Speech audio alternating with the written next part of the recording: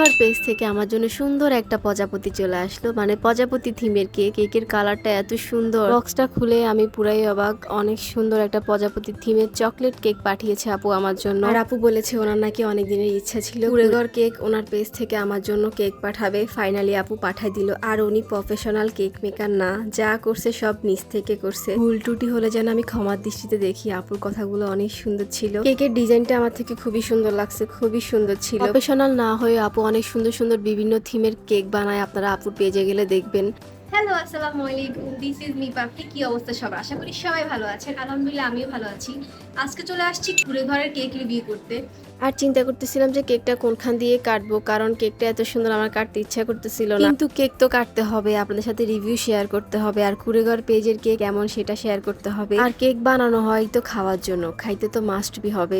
Chocolate cake, আসলে আমি জানতাম না আপনার জন্য কি কেক পাঠাইছে। চকলেট কেক আমার তো ফেভারিট। এখন আমি টেস্ট করে বলি। কেকটা আসলেই মজা।